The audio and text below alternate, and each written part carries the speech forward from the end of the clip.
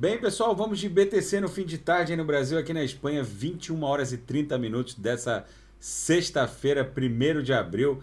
A BTC ficou muito volátil hoje no gráfico, no intraday. A gente deu um trade bom, né?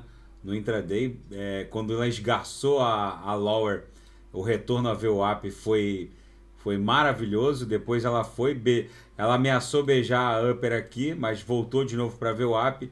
E quando bateu na upper, ela esgarçou a upper e seguiu subindo. Agora está em 46.247. Por isso que eu reporto lá no meu curso de análise técnica, para a gente ficar um pouco distante da virada de VWAP, que acontece às 21 horas aí do Brasil, porque ela pode porque o trade pode não dar tempo de buscar o retorno a VWAP, principalmente para quem opera vendido num cenário meio que apocalíptico desse, já que os fatos geopolíticos estão turbinando não só o mercado financeiro tradicional, quanto o mercado cripto. Nesse momento a Nasdaq está caindo menos 0,66.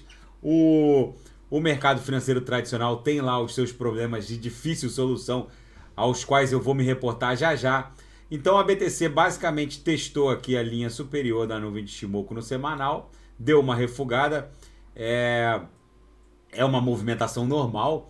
A gente não consegue transpassar essa resistência na primeira tentativa. É bem provável que o próximo candle no semanal, cujo desenho começa no próximo domingo, de domingo para segunda, vá conseguir criar uma protuberância aqui para cima da nuvem, e aí sim ela vai ficar mais leve para se desdobrar nessa pernada impulsiva em direção a 80 mil dólares, que vai ficar entre 80 e 100 mil dólares. Lógico que não vai ser uma pernada linear, vai ter uns pit stops, como nessa congestão aqui, que fez uma série de suportes e resistências entre 6 de dezembro e a semana de 27 de dezembro, a última semana do ano de 2021, em que a BTC ficou pipocando aqui entre esses topos e fundos, e é bem provável que a gente faça um pullback nessa região aqui de 52, 53, aí seria uma subonda 1, uma subonda 2,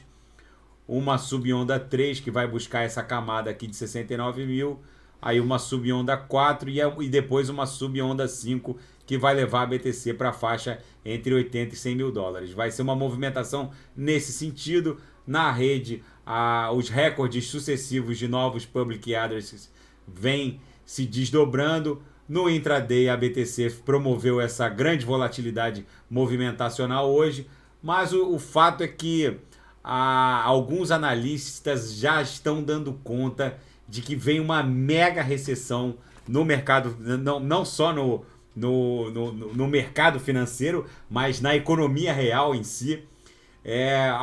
Agora a Zero Hedge divulgou um relatório e um estudo muito interessante, dando conta de todas as bizarrices que a política financeira norte-americana promoveu nos últimos 15 anos.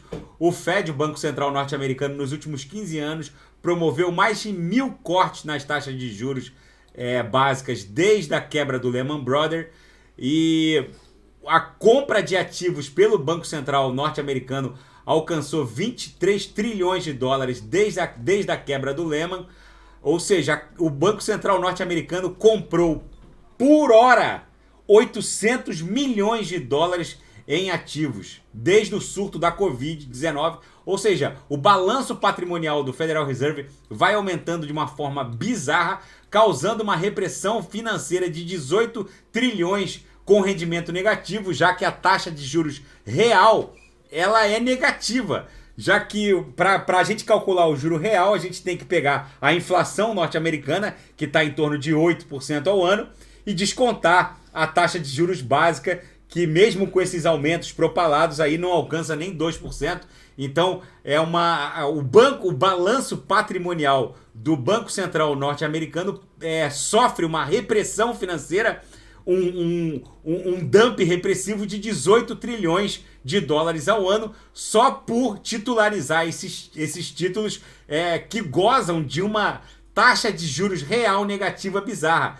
E esse relatório vem simplesmente expondo as entranhas de toda essa política selvagem, e o mais bizarro é essa constatação absurdamente hecatômica, no sentido de que as políticas do Banco Central norte-americano alimentaram uma desigualdade de riqueza que agora chega ao seu ápice, já que todos os ativos de Wall Street somados, aí vocês podem incluir a Apple, que vale 3 trilhões, a Amazon, que vale 2 trilhões, o Facebook, que vale mais de 1 trilhão, todos esses trilhões de Wall Street, nesse momento, valem 6,3 vezes a economia real norte-americana. Ou seja, tem algum mega descompasso nisso aí. Como que os ativos de Wall Street podem valer 6,3 vezes a economia real? Esse artigo segue rasgando sérias críticas à maneira como a macroeconomia dos Estados Unidos foi conduzida, e mercados e o sistema financeiro, no final de tudo, em última análise, são sistemas matemáticos que, apesar de bancos centrais e governantes não gostarem, em algum momento eles encontram o seu ponto de inflexão e buscam o retorno e o fim dessa disfunção toda que foi criada. E a BTC, nesse mega cenário apocalíptico que já está sendo percebido por alguns economistas, e esse artigo na Zero Hedge só dá conta disso, a BTC vai caminhando resiliente, já que esse Bretton Woods 3 que o Vladimir Putin está impondo ao planeta está fazendo o sistema financeiro e monetário mundial migrar de um sistema monetário fiduciário que tinha por base a fé no dólar norte-americano, já que é sabido e ressabido que depois de 1971 o dólar norte-americano não é mais pareado ao ouro, e era um sistema totalmente baseado na fé. E agora, pós 2022, com o reset financeiro promovido pelo Vladimir Putin, que está fazendo com que o dólar norte-americano deixe de ser a contrapartida para a aquisição de commodities energéticas, esse reset financeiro tá fazendo o sistema monetário internacional migrar de um sistema fiduciário baseado na fé no dólar norte-americano para criar um novo sistema baseado em commodities, já que petróleo, trigo, ouro e Bitcoin não podem ser impressos à torto e à direito, como querem governantes e presidentes de bancos centrais que promoveram uma macropolítica econômica bizarra a ponto da gente chegar a esses números que são números disfuncionais.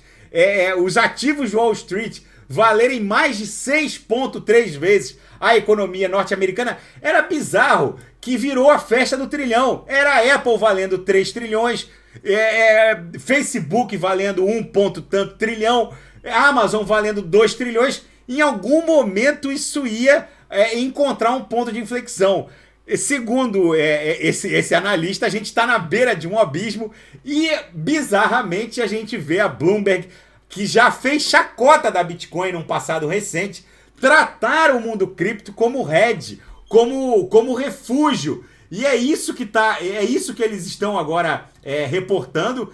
Agora a própria Bloomberg tem um ícone aqui só sobre criptografia, e essa hecatombe geopolítica em que se transformou essa invasão russa sobre o território ucraniano agora está criando uma dicotomia no mundo. Agora a União Europeia alertou a China para que não promova boicotes a esse bloqueio. Só que a China não está nem aí para a União Europeia, muito menos para os Estados Unidos. A União Europeia dizer para a China que ela deve respeitar o boicote ao óleo russo ou ao gás natural russo é bizarro. Simplesmente o que vai acontecer é que o transporte do petróleo russo, que trafegava por oleodutos da Rússia em direção à Europa, agora vão fazer um caminho transcontinental por via naval, vai encarecer em muito o frete no mundo todo. Isso é um outro ícone aqui, um outro capítulo desse artigo na Zero Hedge, dando conta de que o mundo ainda não está calculando essa nova rota do óleo mundial vai impactar em termos de aumento do frete no mundo todo, porque lembrando que não existem oleodutos que conectem a Rússia à China, e essa viagem transcontinental já está acontecendo e está impactando o preço do frete naval mundo afora, e isso vai ser mais um fator de pressão para essa hiperinflação que está carcomendo a classe média europeia. A inflação da zona do euro supera todas as expectativas.